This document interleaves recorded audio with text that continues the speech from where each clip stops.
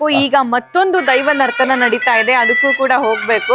ಅದಕ್ಕಿಂತ ಮುಂಚೆ ನನ್ಗೆ ಕ್ವಿಕ್ ಆಗಿ ಈ ಕಲ್ಲುಟ್ಟಿ ಮತ್ತೆ ಗುಳಿಗನ್ ನೋಡ್ಬಿಟ್ವಿ ನಾವು. ಯಪ್ಪ, ಗುಳಿಗನ್ ನೋಡಿ ನಮಸ್ಕಾರ ಮಾಡ್ಬಿಟ್ವಿ. ಅಂದ್ರೆ ಅದು ಮನ್ಸಲ್ಲಿ ಒಂದ್ ರೀತಿ ಭಯ ಅಂತ ಅನ್ಸುತ್ತೆ, ಬಟ್ ಆದ್ರೂ ನೋಡ್ಬೇಕು ಅಂತ ಅನ್ಸುತ್ತೆ. ಇವರಿಬ್ಬರ ಬಗ್ಗೆ ತಿಳಿಸ್ಕೊಡೋದಾದ್ರೆ ಸ್ವಲ್ಪ. ಅಂದ್ರೆ ಇಲ್ಲಿಯ ಬಗ್ಗೆ ನಾನು ಮಾತಾಡ್ತೇನೆ. ಈಗ ಕಲ್ಲುಟ್ಟಿಯ ವಿಭಾಗವೇ ಬೇರೆ, ಹೌದು, ಗುಳಿಗನ ವಿಭಾಗವೇ ಬೇರೆ. ಯಾಕೆಂದ್ರೆ ನಮಗೆಂದು ಕಲ್ಲುಟ್ಟಿಗೆ ಮೂಲ ಸಂಧಿ ಹಿರಿಯರು ಕೊಟ್ಟಂತ ಸಂಧಿ ಉಂಟು. ಕಲ್ಲುಟ್ಟಿ ಮೂಲತಃವಾಗಿ ಯಾರು ಅಂದ್ರೆ ಅವಳು ದುರ್ಗಾ ಶಕ್ತಿ. ನಮ್ಮ ಹಿರಿಯರೊಂದು ಪಾರ್ಧನವನ್ನೇ ಹೇಳಿದ್ದಾರೆ. ಯಾಕೆ ಹೇಳ್ತಾರೆ, ಶಿವನು ಕಾಲ ಸಂದರ್ಭದಲ್ಲಿ ಭೂಲೋಕದಲ್ಲಿ, ಯಾಕೆಂದ್ರೆ ನಾವು ಶಿವ ಆರಾಧಕರು, ಶಿವನನ್ನೇ ಮೇಲ್ಮಟ್ಟ ಆರಾಧಿಸಿದಂತ ಜೀವ ಸಂಬಂಧಪಟ್ಟ ದೈವಗಣಗಳು ಎಲ್ಲ ಶಿವನ ದೂತರು ಅಂತ ಒಂದು ನಂಬಿಕೆ. ದೇವರಾಯಣಿಂಚಿನ ಮಹಾವಿಷ್ಣು ದೇವರನ್ನು ಮನಸಾರ ಭಕ್ತಿಯ ಪ್ರಾರ್ಥನೆ ಮಂತೊಂದು ಅಂಚನೆ ರಾಮದೈವಾಯಣಂಚಿನ ಗುಡೆ ಚಾಮುಂಡಿ ಪಂಜುಲಿ ಹೊರತಿನ ತುಂಬುದಿಯೋದು ಶಿವನನ್ನೇ ಪ್ರಕೃತಿ ಆರಾಧಿಸುವುದು. ನಮ್ಮ ಸಂಧಿ ಚರಿತ್ರೆಯಲ್ಲಿ ಹಾಗೆ ಶಿವನನ್ನು ಈಶ್ವರ ಪಾರ್ವತಿ ಅಂದರೆ ಈ ಪ್ರಕೃತಿಯನ್ನು ಸಿಕ್ಕಿದ್ದವರೇ ಅವರಂತ ನಮ್ಮ ಸಂಧಿಯಲ್ಲಿ ಹೇಳ್ತಾರೆ. ಅವರಿಗೆ ಶಿವನು ಪ್ರೇರೇಪಣೆ ಇಲ್ಲದೆ ದುರ್ಗೆ ಪಾರ್ವತಿ ಹೆರದ ಮಕ್ಕಳೆಂದರೆ ಹೆಣ್ಣಿನಲ್ಲಿ 3, ಗಂಡಿನಲ್ಲಿ 5 ಅಂತ ಒಂದು ಲೆಕ್ಕ ಉಂಟು. ಅವರು ಏನು ಮಾಡ್ತಾರೆ ಅಂದರೆ ಮಕ್ಕಳು ದೊಡ್ಡದಾಗುವಾಗ ಆಗ ಗಂಡು ಮಕ್ಕಳು ಅವರವರ ಇದರಲ್ಲಿ ಹೋಗ್ತಾರೆ. ಹೆಣ್ಣು ಮಕ್ಕಳಲ್ಲಿ ಅವರು ಬೆಳೀತಾ ಹೋಗುವಾಗ ನೀವು ಹೀಗೆ ಇರುವುದಾ, ನಿಮಗೇನು ಮದುವೆ ಈ ಥರ ಒಂದು ಸಂಬಂಧ ಬೇಕಾ ಅಂತ ಕೇಳುವಾಗ ಆ 3 ಹೆಣ್ಮಕ್ಕಳಿಗೆ ಹೇಳ್ತಾರೆ, ನಾವು ಮದುವೆ ಎಲ್ಲ ಆಗೋದಿಲ್ಲ, ಗಂಡಿನ ಮುಖ ನೋಡುವುದಿಲ್ಲ, ಅದಕ್ಕೆ ವರ್ಣನೆ ತುಂಬ ಉಂಟು. ಗಂಡಿನ ಮುಖ ನೋಡುವುದಿಲ್ಲ, ಸೂರ್ಯ ಉದಯ ಇಟ್ಟಿದ ನಂತರ ನಮ್ಮ ವ್ಯವಹಾರ ಇಲ್ಲ, ಮೊದಲೆಲ್ಲ ಮಣ್ಣಿನ ಕರಿಯಲ್ಲಿ ನಾವು ಅಡುಗೆ ಮಾಡುವುದಿಲ್ಲ, ಮಣ್ಣಿನ ತಟ್ಟಗ ಅಂತ ಹೇಳ್ತಾರೆ, ಕೈ ಮರದ ಕೈ, ಅದರಲ್ಲೇನು ಬಡಿಸುವುದಿಲ್ಲ, ಮಣ್ಣಿನ ಬಲೆ ಹಿಡಿಯುವುದಿಲ್ಲ, ಹೀಗೆಲ್ಲ ಶಾಪಟ್ ಹಾಕ್ತಾರೆ ಅವರು. ಹಾಗಾದ್ರೆ ಮುಂದೆ ನೀವೇನ್ ಮಾಡ್ತೀವಿ, ನಿಮ್ಮನ್ನೇ ಜ್ಞಾಪಿಸಿ ನಾವು ಇಲ್ಲಿ ಇರುತ್ತೇವೆ ಅಂತ ಹೇಳ್ತಾರೆ. ಅವರಿಗೆ ಒಂದು 3 ಗುಡಿಯನ್ನು ಕಟ್ಟಿಸಿಕೊಡ್ತಾರೆ ವಿಶ್ವಕರ್ಮ. ಆ ಮನುಗರ್ಭೆಯ ಗುಡಿಯಲ್ಲಿ ಅವರನ್ನು ಪ್ರತಿಷ್ಠಾಪಿಸಿ ಅವರು ಸೂರ್ಯನ ಉದಯಕ್ಕೆ ಮೊದಲು ಅವರ ಕರ್ಮಕ್ರಿಯಾದಿ ಜಪ ತಪಗಳು ದಾನಾದಿಗಳನ್ನು ಕೊಡುತ್ತೆ ಅವರು ಮದ್ದನಾಡಿಯವರು. ಅದನ್ನು ಶಿವನು ಒಂದು ಸಂದರ್ಭದಲ್ಲಿ ಇವರನ್ನು ತೋರಿಸ್ಬೇಕಂತ ವರ್ಣದೇವರಲ್ಲಿ ಕೋಳಿಯಾಗಿ ಕೂಡಲಿಗೆ 4ನೇ ಜಾಮ ಅಂತ ಹೇಳ್ತಾರೆ. ಆ ಸಂದರ್ಭದಲ್ಲಿ ಒಂದು ಪುರುಷನು ಸಾಮಾನ್ಯ ಒಂದು ವ್ಯಕ್ತಿಯಾಗಿ ಬಾಗಿಲ ಮುಂದೆ ನಿಲ್ತಾರೆ. ಅಂದ್ರೆ ಕೊನೆಯ ಮಗಳ ಚಿಕ್ಕವಳಲ್ಲಿ ಅದ ಅವಳಿಗೆ 3 ಹೆಸರುಗಳಿರ್ತಾರೆ. ಮೊದಲಿಗೆ ಅಂದರೆ ದೊಡ್ಡವಳು ಅಕ್ಕಮ್ಮ, ಅದರಲ್ಲಂತವಳು ಜಾಕಮ್ಮ, ಅದರಲ್ಲಂತವಳು ಸತ್ಯದ ಸಿರಿ ಅಂತ ಅವಳ ಹೆಸರು ಅಂತ. ಈ ಸತ್ಯದ ಸಿರಿಯ ಬಾಗಿಲಲ್ಲಿ ಅವರು ನಿಲ್ತಾರೆ. ಆಗ ಕೋಳಿಯಾಗಿ ಹೇಳ್ತಾರೆ, ನಮ್ಮ ಮುತ್ತುಗಾಲಿದ್ದ ಹೇಳುವಾಗ ಇವರ ಬಾಗಿಲು ಓಪನ್ ಆಗಬೇಕಾದ್ರೆ ಅವರ ಮನಸ್ಸಿಗೆ ಹೇಳ್ಬೇಕು, ನಾನು ಹೊರಗೆ ಹೇಳ್ತೇನೆ ಬಾಗಿಲು ಓಪನ್ ಆಗಬೇಕು. ಈ ಮನಸ್ಸಿಗೂ ಆ ಬಾಗಿಲು ಸಂಬಂಧ ಇತ್ತು ಸತ್ಯದ ಕಾಲದಲ್ಲಿ. ಆಗ ತನ್ನಿಂದಾನೇ ಓಪನ್ ಆಯ್ತು. ಓಪನ್ ಆಗಿ ಒಬ್ಬ ಪುರುಷ ಕೈಯಲ್ಲಿ ಬಟ್ಟಿ ಹಿಡಿದ.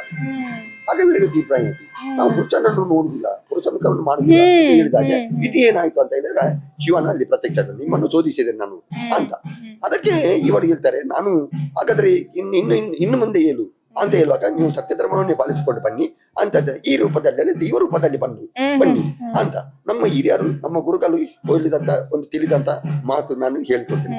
ಅದರಲ್ಲಿ ದೊಡ್ಡವಳು ಈ ಮಹಾಮಾಯಿ ಬ್ರಾಹ್ಮಣರಿಗೆ ಒಳಿತು ಬರ್ತಾಳೆ. ಮಧ್ಯಮದವಳು ಅವಳು ಮೊಗವೀರರಿಗೆ ಸತ್ಯ ದೇವತೆ ಅಂತ ಅವರಿಗೆ ಒಡೆದು ಬರ್ತಾರೆ. ಈ ಕಲ್ಲುಟ್ಟಿ ಅವಳು ಕಾಲ ಸಂದರ್ಭದಲ್ಲಿ ಶಿಲ್ಪ ವಂಶದಲ್ಲಿ, ಯಾಕೆಂದ್ರೆ ಈ ಶಿಲ್ಪ ವಂಶ ವಿಶ್ವಕರ್ಮ ಮತ್ತು ಈ ದೇವತೆ ಅವರು ಒಂದೇ ಗರ್ಭದಲ್ಲಿ ಜನಿಸ್ತಾರೆ. ಕಲ್ಲುಟ್ಟಿ ಕಲ್ಕುಡ ಅಂತ ದೇವಗಳು ಅವರು ಕೆಲ್ಲತ್ತ ತುತ್ತಿಗೆ ಅಂತ ಮನೆಯಲ್ಲಿ ನಿಂಬಿ ಶಂಭು ಕಲ್ಕುಡ ಅಚ್ಚವದಿರವರಿಗೆ ಕಲ್ಲುಟ್ಟಿ ಆಗಿ ಮೊದಲವಳ ಹೆಸರು ಕಾಲಮ್ಮ ಅಂತ. ಆನಂತರ ಅವಳು ಪ್ರಾಯಕ್ಕೆ ಬಂದಾಗ ಅವಳು ಕಾಯವನ್ನು ಸೇರಿ ಮಾಯವನ್ನು ಸೇರಿದಾಗ ಅವರಿಗೆ ಕಾರ್ಕಳವನ್ನೇ ಇಡೀ ಬೆಂಕಿಗೆ ಆಹುತಿ ಮಾಡ್ತಾರೆ. ಹಾ ಬೆಂಕಿಗೆ ಆಹುತಿ ಮಾಡ್ತಾರೆ ಅರಸರ ಕಾಲದಲ್ಲಿ. ಆ ಸಂದರ್ಭದಲ್ಲಿ ಅವರು ಕರಾಳ ರಾತ್ರಿ ಅಂದ್ರೆ ಕಕ್ಕತ್ತಲು ಮಾಡ್ತಾರೆ. ಓಕೆ, ಅದಕ್ಕೆ ಅವರಿಗೆ ಹೆಸರು ಕಲ್ಲುರ್ಟಿ ಅಂತ. ಎಂತ ಚೆನ್ನಾಗಿ ಹೇಳಿದ್ರಿ ನೀವು. ಕತೆ ಕೇಳ್ತಾ ಇದ್ರೇನೆ ಒಂದೊಂದು ಸೀನ್ ಕಣ್ ಮುಂದೆ ಬಂದಿರೋರ್ ತರ ಅಂತ ಅನ್ಸುತ್ತೆ. ಗುಳಿಗನ ತಿಥಿಯು ಹಾಗೆ ಉಂಟು. ಏನೆಂದರೆ ಶಿವ ತಾಂಡವ ನೃತ್ಯ ಮಾಡ್ತಾನೆ ಇದೆಲ್ಲ ಅದು ಮೊದಲು. ಅವನಿಗೆ ಪ್ರಕೃತವಾದಂತ ಗುಳಿಗ ಅಂದ್ರೆ ಬಹಳ ದೊಡ್ಡ ಶಕ್ತಿ. ಯಾಕೆ ಎಂದರೆ ಗುಳಿಗನಿಗೆ ಚಾವಡಿ ಕಟ್ಟುವುದಿಲ್ಲ, ಸ್ನಾನ ಮುಟ್ಟಿಗೆಗಳನ್ನು ಕಟ್ಟುವುದಿಲ್ಲ. ಒಂದು ಮರದ ಗಿಡದ ಮೊಡದಲ್ಲಿ ಕಳ್ಳ ಹಾಕೋದು ಅಥವಾ ಕಟ್ಟೆ ಬಾಹ್ಯವಾದ ಪ್ರಪಂಚದಲ್ಲಿ ಅವನನ್ನು ಪ್ರಸಿದ್ಧ ಮಾಡುದು. ಅಂದ್ರೆ ಅವನು ಇಷ್ಟೇ ಉದ್ದ, ಇಷ್ಟೇ ಆಗಲ್ಲ, ಇಷ್ಟೇ ತೋರ ಅಳತೆ ಮಾಡುವವರು ಯಾರು ಇಲ್ಲ. ಅಷ್ಟು ಬಲಿಷ್ಠವ.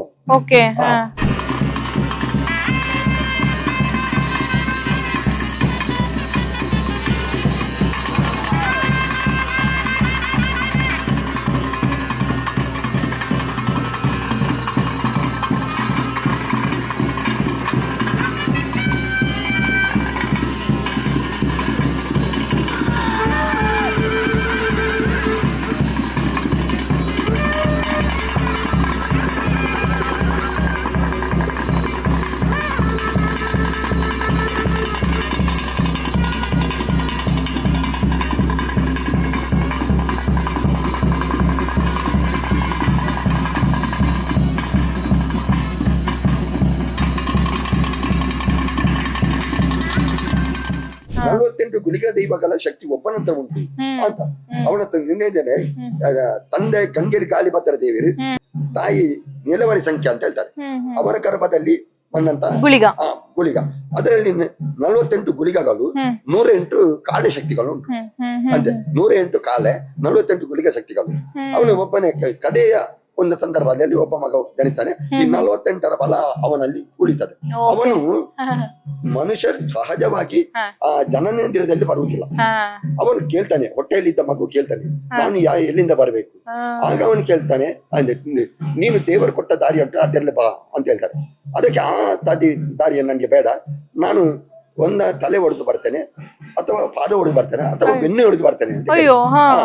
ಆಗ ತಾಯಿ ಹೇಳ್ತಾರೆ, ತಲೆಯಲ್ಲಿ ಹುಟ್ಟಿದರೆ ಅಣ್ಣ ಅಂತ ಕರಿಬಹುದು, ಪಾದದಲ್ಲಿ ಹುಟ್ಟಿದರೆ ತಮ್ಮ ಅಂತ ಕರಿಬಹುದು, ಬೆನ್ನು ಹೊಡೆದು ಬಂದರೆ ಈ ಕಂಡಡಿ ಅಂತ ಜೀವಿ ಉಂಟು, ವಿಷ ಜಂತು. ಅದು ಮರಿ ಇಡುವಾಗ ಅದರ ಬೆನ್ನು ಹೊಡೆಯುತ್ತದೆ. ಬೆನ್ನು ಹೊಡೆದೇ ಮರಿಗಳು ಬರುತ್ತೆ, ಅದು ಮಾತ್ರ ಸಾಯ್ತದೆ, ಹೊಡೆಯುದಿಲ್ಲ. ಹಾಗೆ ಕಂಡಡಿದ ಕುರ್ಲೆ, ಕಂಡಡಿ ಮರಿ ಅಂತ ಹೇಳ್ತಾರೆ. ಆ ಜಂತಿಗೆ ನಿನ್ನನ್ನು ಹೋಲಿತಾರೆ ಅಂತ ಹೇಳ್ತಾರೆ.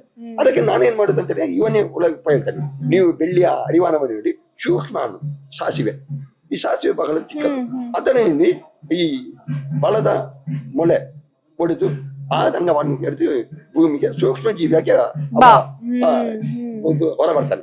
ಹೊರ ಬಂದು ಗಾಳಿಯಲ್ಲಿ ಬೆಳೆದಾಗೆ ಬೆಳೀತಾನೆ. ತುಂಬಾ ಶಕ್ತಿ. ಹೌದು, ಆ ವರ್ಣನೆ ತುಂಬಾ ಉಂಟು. ಆಕಾಶ ಬಿರಪೆ ಉಂಟು, ಜೇ ಮೇಲೆ ಕೊಪ್ಪಳ ಕನ್ನೆ ತಂದೆ ಬಂದಿ ಬೆಂಚಿ ಮಿಷ್ಟೆ ಇಲ್ಲೋ ಈ ಕೋರ ಸ್ವರೂಪ ಹೋಗ್ತಾನೆ, ಹಸಿ ಹೋಗ್ತಾನೆ ಅವನಿಗೆ.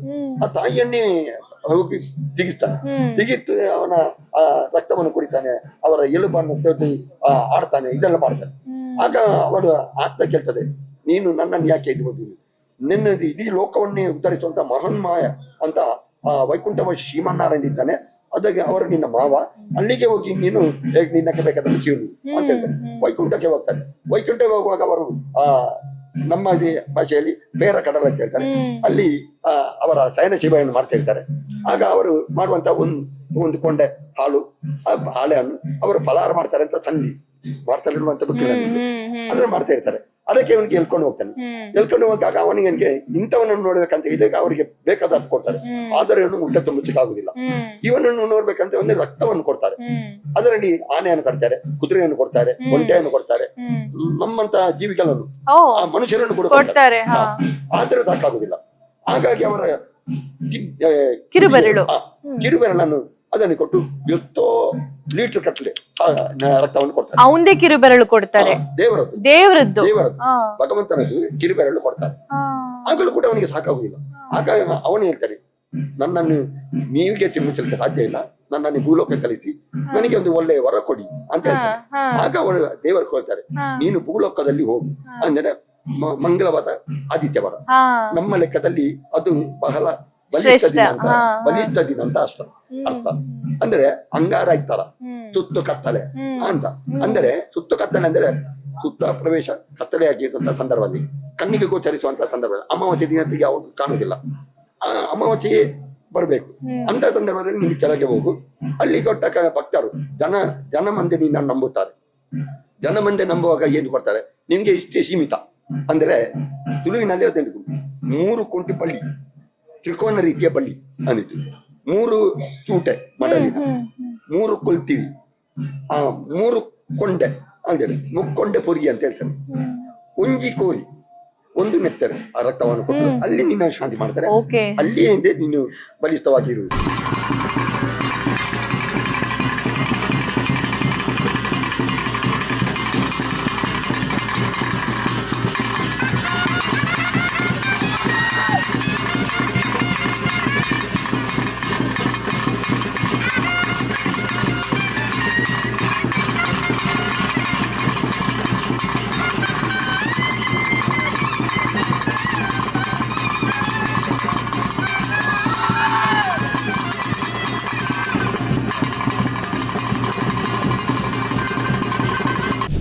ಆ ಗುಳಿಗನ್ನ ನೃತ್ಯ ಕೂಡ ನೋಡಿದ್ವಿ, ಸಖತ್ ರೋಮಾಂಚನ ಅನಿಸ್ತು.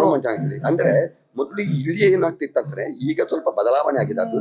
ಅಂದ್ರೆ ಆ ಕಾಲದ ಅವಕಾಶ ಮೊದಲಿನ ಹಾಗೆ ಇರ್ಲಿಲ್ಲ. ಯಾಕೆಂದ್ರೆ ನಮ್ಮ ನೈತ್ಯವನ್ನು ಹೇಳ್ಬೇಕು, ಅದು ಗ್ರಾಮ ದೇವತೆ. ಇಲ್ಲಿ ಮೊದಲು ಹದದಲ್ಲಿ ಕಲ್ಲುಟ್ಟಿ ಮತ್ತು ಗುಳಿಗ ಅದು ಗ್ರಾಮ ದೇವತೆ. ಆ ಗ್ರಾಮ ದೇವತೆಗೆ ಅಲ್ಲಿ ಒಂದು ತಾಣ ಉಂಟು, ಆ ತಾಣದಲ್ಲಿ ಎಲ್ಲರೂ ಮಾಡ್ತಿದ್ರು. ಮೊದಲೆಲ್ಲ ಈ ಗ್ರಾಮದಲ್ಲಿ ಹೇಗಿತ್ತಂದ್ರೆ ಯಾವುದೇ ಒಂದು ಒಳ್ಳೆಯ ಕಾರ್ಯ, ಲಗ್ನವಾಗ್ಲಿ, ಮದುವೆ ಕಾರ್ಯಕ್ರಮ ಆಗ್ಲಿ, ಮನೆ ಗೃಹ ಪ್ರವೇಶ ಆಗಲಿ ಅಥವಾ ಯಾವುದೇ ಒಂದು ಕಾರ್ಯಕ್ರಮ ಮಾಡುವುದಾದ್ರೆ ಅಲ್ಲಿಂದ ಭಂಡಾರ ಬಂದು ಪ್ರಥಮವಾಗಿ ಆ ಕಲ್ಲುಟ್ಟಿ ಗುಳಿಗನಿಗೆ ನೇಮ ಹಾಕ್ಬೇಕು. ಅಂದ್ರೆ ಒಬ್ಬನೇ ಕಟ್ಟುವುದು. ಪ್ರಥಮ ಶುರುವಿಗೆ ಕಲ್ಲುಟ್ಟಿ ಕಟ್ಟುವುದು, ಕಲ್ಲುಟ್ಟಿ ನಂತರ ಅಲ್ಲಿಗೆ ಒಂದು ತಿರಿ ಕಟ್ಟಿ ಗುಳಿಗಾರ ಮಾಡುದು. ಅದು ಕಟ್ಟಲೆ. ಈಗ ಕೋಳಿಯನ್ನು ಅಲ್ಲಿಗೆ ಹೊರಗೆ ಕೊಟ್ಟರು, ಆವರವನ್ನು ಕೊಡ್ಲಿಲ್ಲ. ಯಾಕೆಂದ್ರೆ ಆವರ ಅಷ್ಟು ಚಂದದಿಂದ ಹೋಗ್ಬೇಕವ. ಇಲ್ಲಿ ರಾಜ್ಯ ಮಡಿಕೆಗಳು ಆ ದೈವಕ್ಕೆ ಉಂಟು. ಈಗ ಒಂದು ಅನುಕೂಲ ತಿಥಿಯಲ್ಲಿ ಅದನ್ನು ಮುಟ್ಟಿಗೆ ಮಾಡುವಂತ ಸಂದರ್ಭವಿಲ್ಲ. ಅನನುಕೂಲವಾಗಿ ನೀನಿಂದ ಇಲ್ಲಿ ನಡೆದುಕೊಂಡು ಬಂದಿರುವಂತಹ ಸಂದರ್ಭ ಈ ಗ್ರಾಮ ದೇವತೆಯಾಗಿ ಅದಕ್ಕೆ ಆಗಿ ನಂತರ ಬಾಕಿ ಇದು ಕುಟುಂಬ ದೈವಕ್ಕೆ.